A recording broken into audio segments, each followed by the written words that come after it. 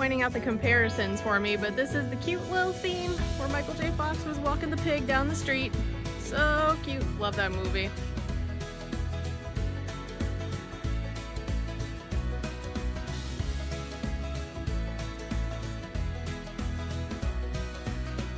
So a lot of movies were filmed in this town, but obviously, yeah. Very cool. Oh, yes. The one here, the dinner. Yep. That was filmed down in Macintosh in a friend of mine's house. Oh, wow. And they left the bed plate and Matt came behind. Wow. She gave those to me. But Very she said cool. the interesting thing was, she said they did about 6 takes on it. Oh, wow, really? And every time they put a fresh steak on the plate. So she said her dog ate well. I love it. This is And that amazing. actually was her cat. Oh, wow. And the fifth species. From the Porsche, which is appropriate because back in the day, Michael J. Fox really loved his cars.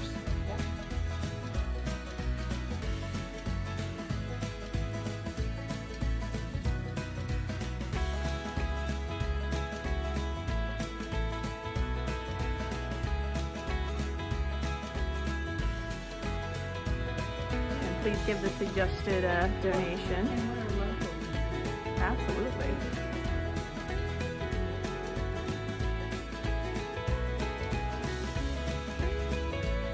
So this is a film location, and there's also something cool inside. Plus, there is an antique store every 5 feet in this town.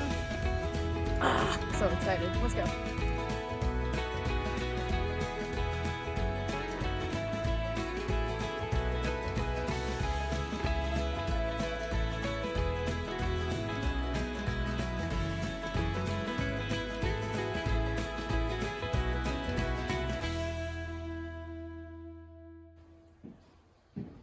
There we go. Screen used. Doc Hollywood. So awesome. That's cool. The gentleman who owns the place is very nice. He did confirm that the only way that you're going to buy that screen used sign from Doc Hollywood is if you buy the building. And he had a bunch of really interesting items in there. So I bought a couple of smaller ones. This cute little ceramic pig and a little, looks like a skeleton key pin. So I wanted to give my support in some way.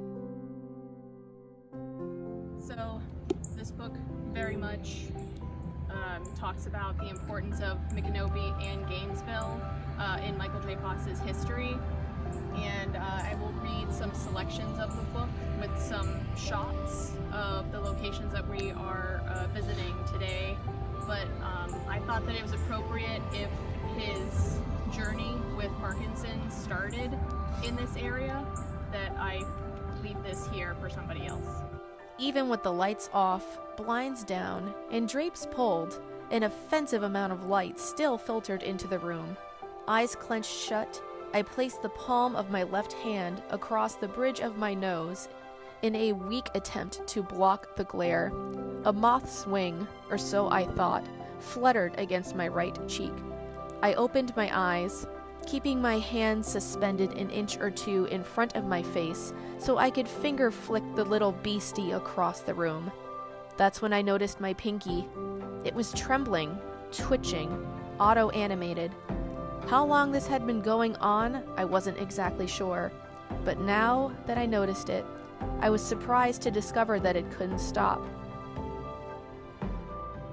During this journey through Micanopy and Gainesville, I really wanted to visit the site of this hotel where Michael J. Fox first made this unfortunate discovery, but I was sad to find out that it was demolished. However, ironically enough, what came in its place instead was a hospital, so I think that that's a good compromise that such a historic site of one medical discovery turned into a site that has probably saved many, many, many more lives. My brain was serving notice. It had initiated a divorce from my mind. Efforts to contest or reconcile would be futile.